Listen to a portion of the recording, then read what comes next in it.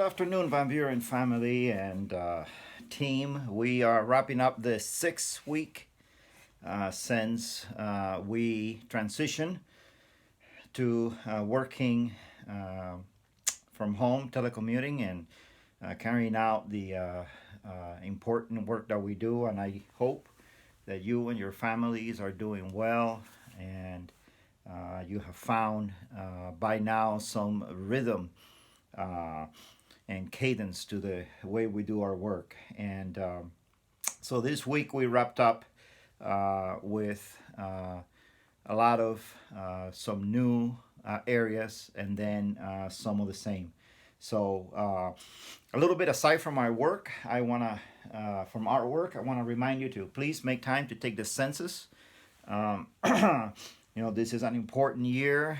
It's a census year, so I know that we've been sending reminders, and it's really easy to take. I think it took me about 12 minutes to do it online, and it's not too bad. So it's just a few questions. So I'm sure you've been getting the texts and the phone calls as well, encouraging you. So by now we know that the executive order, stay-at-home order, has been extended. So we have a new date for the expiration of that, and we are beginning to have conversations at the state level and leadership level about how does re-engaging in some form of office-based services is going to start to look at.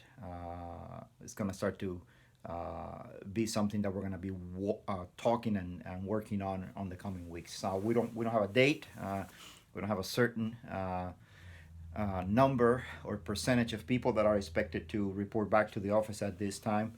We do know that the state has already ordered and procured, ordered and received face coverings for all state employees. We still have some questions out there as to what the policy will be for people who visit our lobby and whether we will have face coverings available for our clients. So we don't have that, but at least the employees should be covered. So certainly keeping the recommendations from the CDC and our health experts is going to be paramount as we start thinking about re-engaging in an office space and what that looks like. So Maria asked me to give you her heartfelt, thanks, and to the staff in the office.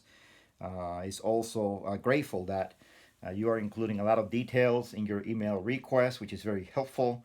This has improved, according to them, much from the beginning first few, and that's very helpful from the accounting side. Melissa says that the A49 reconciliations have all been very, very complete. The information has been there, so that facilitates the process and allows them to process it seamlessly.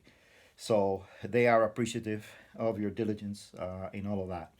In public assistance, the last 2 weeks, we have begun to see a reduction in the number of new applications. So this last week came close to what the normal volume would be for this time of year.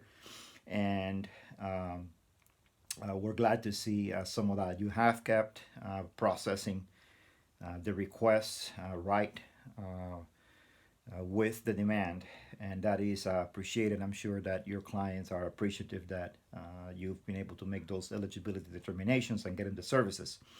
And keeping that good work is extremely important. The FAP accuracy challenge continues. We know that we have a higher error rate in this fiscal year to date than we have had in the last decade, and so it's going to be important that we are diligent in following policy and really taking our time to make those eligibility determinations. Be good. Thank you to so many of you who emailed me back and let me know that you took this survey.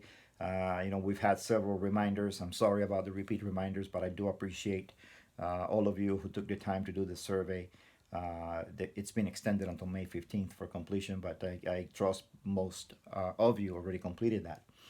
In children's services, I want to again emphasize the importance of completing contacts, and that every possible contact be a video type of contact with children in foster care, with your families receiving services, both in CPS and in foster care. It's just very, very key to be able to lay eyes on kids.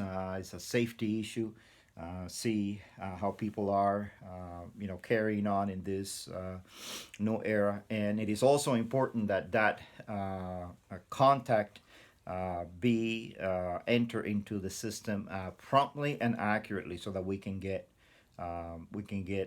credit for the good work that you guys are doing. So statewide, I think contacts are reflecting, the ones that are entering SACWIS, that there's about 40% of contacts that are not showing or marking video contact. And so we need to make sure that we are diligent in doing that. Also, if you run into a barrier why somebody may not be able to do a video contact, please be sure to let your manager know, Megan, and or myself, and we'll try to see how we can remove that barrier. Parenting time and visitation of children. So we've had some changes there. Again, the primary focus is to be able to achieve this safely, and it does require my approval. And we are looking at those scenarios where the visit can happen without involving a worker safely, because we don't want to introduce that other person into the mix. And so this requires a bit of finesse in talking to some of our caregivers and foster parents and parents. But certainly, anytime that you see a plausible scenario where this could happen safely, after you've asked the questions, submit that request. I've received several and approved several this last week.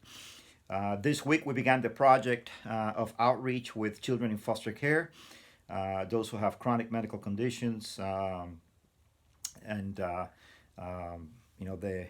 HLO Doug sent some information out. We need to reach out and make sure that the caregivers, parents are informed of what that means in the age of COVID-19. We also had the outreach, CPS outreach effort launched this week, and many of you have been involved in talking to families and just offering services. And the feedback that I'm getting so far is that they are appreciative to hear from somebody from DHS that really cares and is just checking to make sure that they have what they need. In addition to this, we've also started the project this week with our elderly assistance payments clients, and we have a group of people in the office, analysts and our CRC and employment and training coordinator and the general office assistant folks who've been making calls, just reaching out to people. And we've had some good stories and just some people thankful that they have somebody that is checking on them, as well as people who are just happy to talk to somebody. Sometimes a little too much, but one can imagine in this time of isolation, you have this amount of people that are out there and are missing that contact. So that's been working well, and we have good hopes that this project will continue for the next few weeks, and we reach out to as many people as possible. So you probably noticed that I am sitting in a different place today, and I am consistently downgrading structures here. So I am now in my backyard woodshed, and this is also where I do some of my carpentry work. So part on the rustic background, but I wanted to tell you today, leave you with a little bit of wisdom that comes from the guru of good habits at work anyways, Stephen Covey, who is a household name in good work and life practices.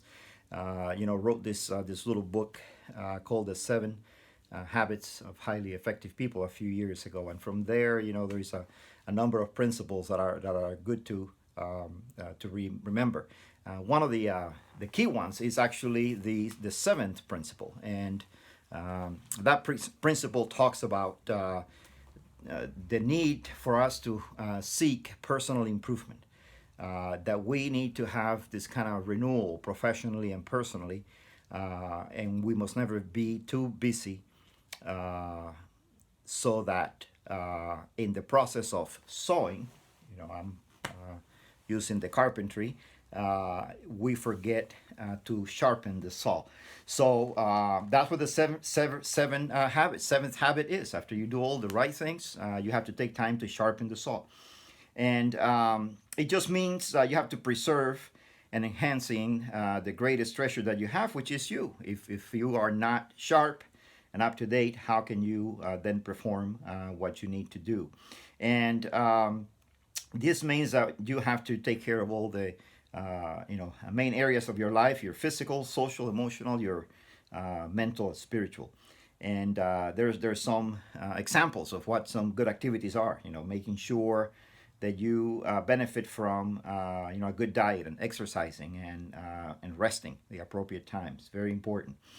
The social emotional, making those connections with your loved ones, with friends, with people. Even Microsoft Teams can establish connections. We've learned quite a bit on how to connect through Microsoft Teams and send each other chats and things like that while we're participating together. Mental certainly is important. You have to pursue maybe reading, writing, take time to teach something or share something that you've learned. And last but not least, your spiritual self. Take care of spending time in nature, maybe some spiritual awareness through meditation and mindfulness, through music, through prayer, my personal favorite, or in service to others. And that is important.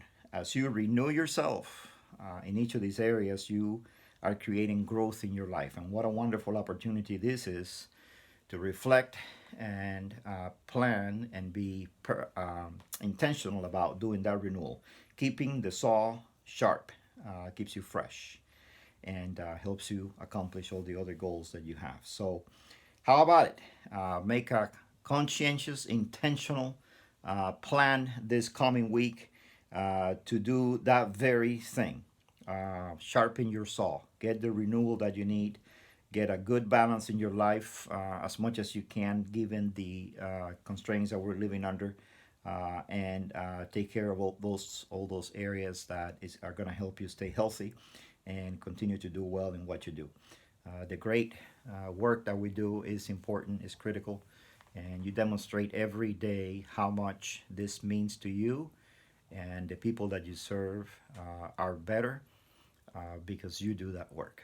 So I hope you enjoy a great weekend and that we get to chat again sometime next week. Take care.